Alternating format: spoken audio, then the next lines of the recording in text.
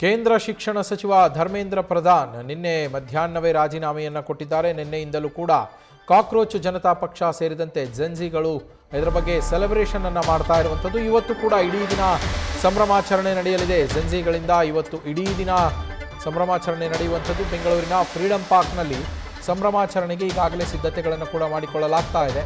ಅಖಿಲ ಭಾರತ ವಿದ್ಯಾರ್ಥಿ ಸಂಘಟನೆಯಿಂದ ವಿಜಯೋತ್ಸವವನ್ನು ಆಚರಿಸಲಾಗ್ತಾ ಇದೆ. ಬೆಳಗ್ಗೆ 10 ಗಂಟೆಯಿಂದ ಸಂಜೆ 6 ಗಂಟೆಯವರೆಗೂ ಕೂಡ ಸಂಭ್ರಮಾಚರಣೆಯನ್ನು ಮಾಡ್ತಾ ಇರುವಂಥದ್ದು. ವಿಜಯೋತ್ಸವದಲ್ಲಿ ಇವತ್ತು ನಡೆಯುವಂತಹ ಈ ವಿಜಯೋತ್ಸವದಲ್ಲಿ ಫ್ರೀಡಂ ಪಾರ್ಕ್ನಲ್ಲಿ ನಡೆಯುತ್ತೆ. ಬೆಂಗಳೂರಿನ ಫ್ರೀಡಂ ಪಾರ್ಕ್ನಲ್ಲಿ ಅದರಲ್ಲಿ ಸಾವಿರಾರು ಜನ ಭಾಗವಹಿಸುವಂತಹ ಸಾಧ್ಯತೆ ಇದೆ, ನಿರೀಕ್ಷೆಗಳು ಕೂಡ ಇರುವಂಥದ್ದು. ನೀಟ್ ಪ್ರಶ್ನೆ ಪತ್ರಿಕೆ ಸೋರಿಕೆ ಹಗರಣದ ವಿರುದ್ಧ ಕಾಕ್ರೋಚ್ ಜನತಾ ಪಾರ್ಟಿ ಸೇರಿದಂತೆ ಜೆನ್ಸಿಗಳು ಏನು ಹೋರಾಟಕ್ಕೆ ಇಳಿದಿದ್ರು, ಆ ಹೋರಾಟದಲ್ಲಿ ನಿನ್ನೆಯೇ ಅವರು ಯಶಸ್ಸನ್ನು ಕಂಡಿದ್ದರು. ಅವರ 3 ಬೇಡಿಕೆಗಳು, ಪ್ರಮುಖ 3 ಬೇಡಿಕೆಗಳೇನಿದ್ದಾವೆ, ಆ 3 ಬೇಡಿಕೆಗಳನ್ನು ಈಡೇರಿಸೋದಕ್ಕೆ ಈಗಾಗಲೇ ಕೇಂದ್ರ ಸರ್ಕಾರ ಒಪ್ಪಿಗೆಯನ್ನು ಕೊಟ್ಟಿದೆ. ಅದರಲ್ಲಿ ಮೊದಲನೇದು ಧರ್ಮೇಂದ್ರ ಪ್ರಧಾನ್ ಅವರ ರಾಜೀನಾಮೆ. ಅವರು ಈಗಾಗಲೇ ರಾಜೀನಾಮೆಯನ್ನು ಕೊಟ್ಟಾಗಿದೆ. ಕೇಂದ್ರ ಶಿಕ್ಷಣ ಸಚಿವರಾಗಿದ್ದರು ಧರ್ಮೇಂದ್ರ ಪ್ರಧಾನ್ ಅವರು ರಾಜೀನಾಮೆಯನ್ನು ಈಗಾಗಲೇ ಪ್ರಧಾನಿ ಮೋದಿಯವರಿಗೆ ರವಾನಿಸಿದ್ದಾರೆ. ಮತ್ತೊಂದು ಎರಡನೇ ಬೇಡಿಕೆ ಬಂದುಬಿಟ್ಟು ಪ್ರತಿಭಟನಾಕಾರರ ಮೇಲೆ ಏನು FIRಗಳಾಗಿತ್ತು, ದೇಶದಾದ್ಯಂತ ಯಾವುದೇ ರಾಜ್ಯದಲ್ಲಿ BJPಯ ಆಡಳಿತ ಇರುವಂತಹ ಯಾವ ರಾಜ್ಯದಲ್ಲೇ ಆಗಲಿ ಅಥವಾ BJPಯ ಮಿತ್ರಪಕ್ಷಗಳು ಆಡಳಿತ ನಡೆಸ್ತಾ ಇರುವಂತಹ ಯಾವುದೇ ರಾಜ್ಯದಲ್ಲಾಗಲಿ, ದೆಹಲಿಯಲ್ಲೇ ಆಗಲಿ, ಎಲ್ಲೇ ಆಗಲಿ, ನೀಟ್ ಸೋರಿಕೆ ಹಗರಣಕ್ಕೆ ಸಂಬಂಧಪಟ್ಟಂತೆ ಪ್ರತಿಭಟನೆ ಮಾಡ್ತಾ ಇದ್ದಂತಹ ಪ್ರತಿಭಟನಾಕಾರರ ಮೇಲೆ ದಾಖಲಾಗಿರುವಂತಹ FIRಗಳೇನಿದ್ವು, ಆ FIRಗಳನ್ನು ರದ್ದುಪಡಿಸಬೇಕು ಅನ್ನೋದು ಎರಡನೇ ಬೇಡಿಕೆಯಾಗಿತ್ತು. ಆ ಎಲ್ಲ FIRಗಳನ್ನು ಕೂಡ ರದ್ದುಪಡಿಸ್ತೇವೆ ಅಂತ ಹೇಳಿ ಕೇಂದ್ರ ಸರ್ಕಾರ ಈಗಾಗಲೇ ಒಪ್ಪಿಕೊಂಡಿದ್ದಾಗಿದೆ. ಇನ್ನು ಮೂರನೆಯದು ಬಂದು ಮೃತರ ಕುಟುಂಬಕ್ಕೆ ಪರಿಹಾರವನ್ನು ಕೊಡುವಂಥದ್ದು. 1 ಕೋಟಿ ರೂಪಾಯಿ ಪರಿಹಾರವನ್ನು ಕೊಡಬೇಕು ಅಂಥೇಳಿ ಹೋರಾಟಗಾರರು ಡಿಮ್ಯಾಂಡನ್ನು ಇಟ್ಟಿದ್ದರು.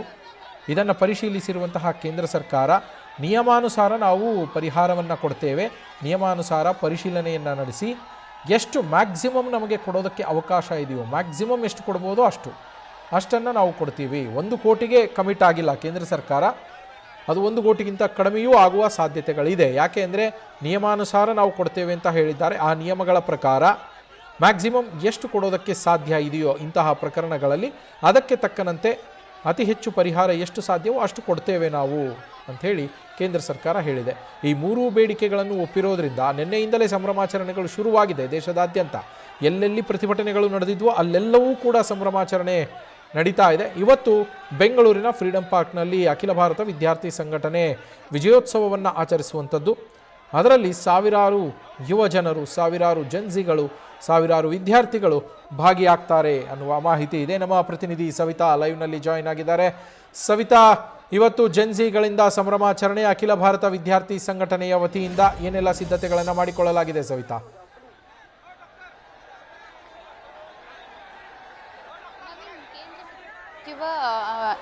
ರಾಜೀನಾಮೆ ಹಿನ್ನೆಲೆಯಲ್ಲಿ ಈಗಾಗಲೇ ಜೆನ್ಸಿಗಳು ಸಂಭ್ರಮಾಚರಣೆಗೆ ಮುಂದಾಗಿದ್ದಾರೆ. ನಿನ್ನೆ ಕೂಡ ಸೆಲೆಬ್ರೇಷನ್ ಕೂಡ ಜೋರಾಗಿತ್ತು. ಕಳೆದೊಂದಿಷ್ಟು ದಿನಗಳಿಂದ ಜೆನ್ಸಿಗಳು ಬೀದಿಗಿಳಿದು ಪ್ರತಿಭಟನೆ ಮಾಡಿದರು ನೀಟ್ ಅಕ್ರಮದ ವಿರುದ್ಧವಾಗಿ. ಇಂದು ಅದೇ ಪ್ರತಿಭಟನೆ ಮಾಡಿದಂತಹ ಜಾಗದಲ್ಲಿ ನಾಟ್ ಓನ್ಲಿ ಬೆಂಗಳೂರು, ದೇಶಾದ್ಯಂತ ಸಂಭ್ರಮಾಚರಣೆ ಜೋರಾಗಿದೆ. ಇಂದು ಕೂಡ ನಗರದ ಫ್ರೀಡಂ ಪಾರ್ಕ್ನಲ್ಲಿ ಸಾವಿರಾರು ಸಂಖ್ಯೆಯಲ್ಲಿ ವಿದ್ಯಾರ್ಥಿಗಳು, ಯುವಜನತೆಗಳು ಭಾಗಿಯಾಗುವಂತಹ ಸಾಧ್ಯತೆ ಇದೆ.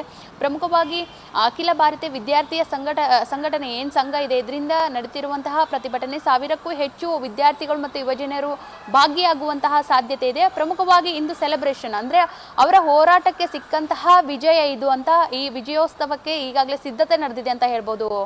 Naveen, thank you Savitha. News First ನಿರ್ಭೀತಿಯಿಂದ ನಿಮ್ಮ ಪರವಾಗಿ.